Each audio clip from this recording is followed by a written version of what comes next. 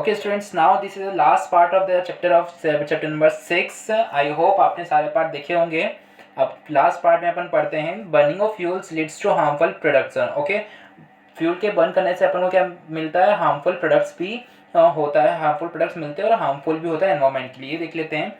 The increasing fuel consumption has harmful effects on the environment. जैसे जैसे fuel का consumption बढ़ते जा रहा है वैसे वैसे एनवायरनमेंट में क्या होते जा रहे हैं, उसके हार्मफुल इफेक्ट्स और बढ़ते जा रहे हैं।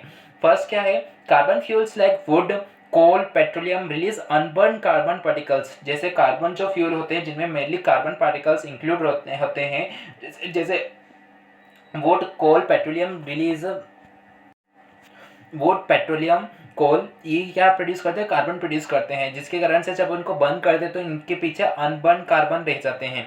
This fine particles of dangerous pollutants causing respiratory diseases such as asthma. ऐसे जो अनबर्न पार्टिकल्स जो पीछे छूट जाते हैं वो डेंजरस पॉल्यूटेंट के रूप में क्या करते हैं, अपने रेस्पिरेटरी सिस्टम डिसीज को खराब करते हैं और उसकी वजह से अपन को क्या हो जाता है, अस्थमा जैसी भयंकर डिसीज हो जाती है। For centuries, wood was used as a domestic and industrial fuel. Okay, बहुत सालों पहले से ही क्या कर रहा है, वुड को यूज़ किया जा रहा है किसके रूप में, डोमेस्टिक के रूप में, और इसको खाना पकाने में और वगैरह वगैरह में यूज़ किया जाता था। Okay, now it has been replaced by coal and other fuels like LPG। लेकिन अब वुड को रिप्लेस करके कोल और LPG आ गए हैं। In many rural parts of the country, people still use wood as fuel because of its easy availability and low cost। लेकिन अभी भी अपने बहुत सारे कंट्री के बहुत सारे ऐसे पार्ट्स हैं, रूरल एरिया से गांव वाले इलाके हैं जहाँ पे वुड का यूज़ किया जाता है क्योंकि ये इजीली अवेलेबल हो जाता है और इसकी लो कॉस्ट भी क्या है, बहुत कम है। However, burning of wood gives a lot of smoke which is very harmful for human beings। लेकिन अपन वुड को बर्न करते हैं, उसके जैसे ही बर्न करते हैं तो अपन को उसमें ना बहुत सारी स्मोक निकलती है वुड से और वो अपने ह्यूमन बींग्स के लिए बहुत ज़्यादा हार्मफुल भी होती है। It causes respiratory problem. इसकी वजह से क्या होता है, रेस्पिरेटरी प्रॉब्लम भी होती है। Also trees provide us with useful substance which are lost when wood is used as fuel. Okay, अगर अपन वुड का यूज़ करेंगे तो इसके लिए अपन को पेड़ों की कटाई करनी पड़ेगी और पेड़ों की कटाई करनी पड़ेगी तो अपने फॉरेस्ट खत्म हो जाएंगे और डिफॉरेस्टेशन हो जाएगा, जिसकी वजह से अपने अर्थ को क्या होगा, नुकसान होगा। अगर अर्थ को नुकसान होगा तो अपने को भी क्या होगा, बहुत ज़्यादा नुकसान होगा। Moreover cutting of tree leads to deforestation. अगर ज़्यादा कटिंग करेंगे वुड्स की तो उससे क्या हो जाएगा, डिफॉरेस्टेशन हो जाएगा, which is quite harmful to the environment. वो क्या है, हार्मफुल है एनवायरमेंट के लिए। एज यू लर्न, जैसा अपने डिफॉरेस्टेशन के बारे में 7th क्लास में ऑलरेडी पढ़ चुका था, इसलिए अपन को वुड का यूज़ लेस करना चाहिए। नाउ सेकंड क्या है, incomplete combustion of this fuels gives us carbon monoxide gas है ना।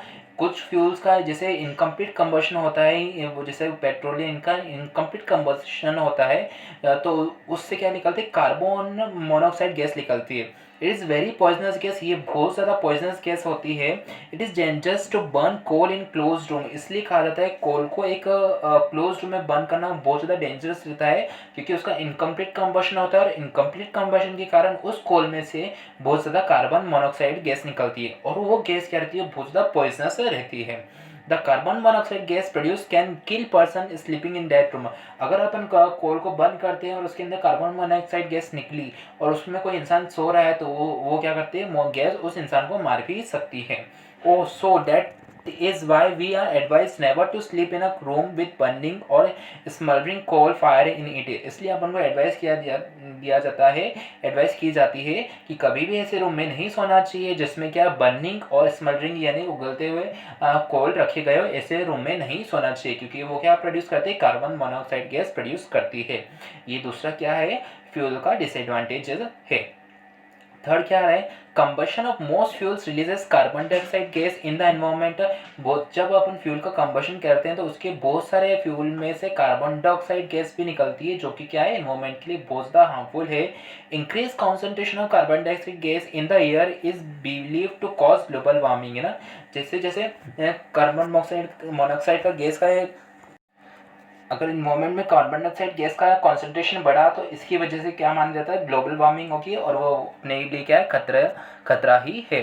Okay, global warming is the rise in temperature of the atmosphere of the earth. Global warming की वजह से अर्थ का एटमॉस्फेयर में के टेम्परेचर बढ़ जाता है।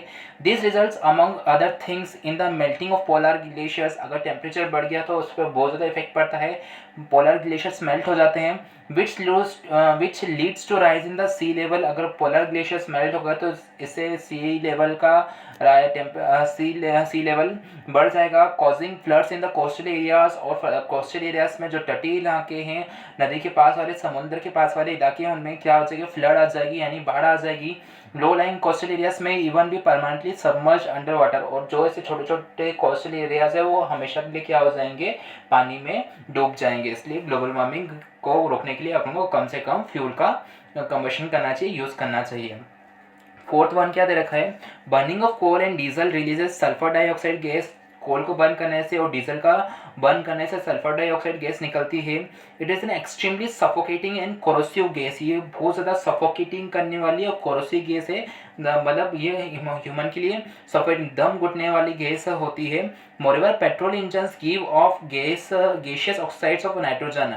ओके, इनका बर्न, कोल और डीजल का बर्न करने से यह सल्फर डाइऑक्साइड गैस निकलती है, लेकिन पेट्रोल इंजन के बर्न करने से क्या निकलती है, गैस और नाइट्रोजन गैस निकलती है। Okay, oxides of sulphur and nitrogen dissolve in rain water and form acids such as called acid rain.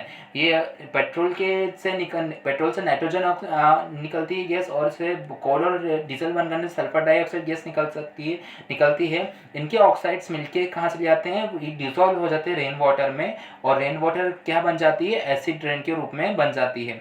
Such rain is called acid rain. अगर एसिड सल्फर डाइऑक्साइड और नाइट्रोजन ऑक्साइड के oxides water में rain में मिलकर क्या बनाते हैं, rain को एसिड करते हैं। एसिड रेन को क्या कहा जाता है, एसिड रेन कहा जाता है।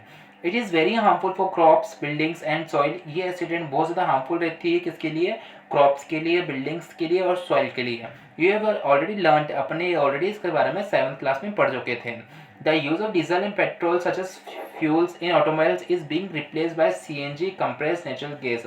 अपन को कम से कम डीजल और पेट्रोल का यूज़ करना चाहिए, और इसको अपन रिप्लेस कर सकते हैं सीएनजी कंप्रेस्ड नेचुरल गैस से, बिकॉज क्योंकि CNG produce the harmful products in very small amounts. क्योंकि सीएनजी जो गैस है वो बहुत कम हार्मफुल अमाउंट्स में प्रोड्यूस करती है एज कम्पेयर टू डीजल और पेट्रोल की कंपैरिजन में सीएनजी बहुत कम हार्मफुल प्रोडक्ट प्रोड्यूस करती है। CNG is a cleaner fuel, और सीएनजी को क्या माना जाता है, क्लीनर फ्यूल के रूप में भी माना जाता है। ओके, ये चैप्टर यहीं कंप्लीट हो गया। आई होप आप इस सबको समझ में आया होगा। Okay, thank you students.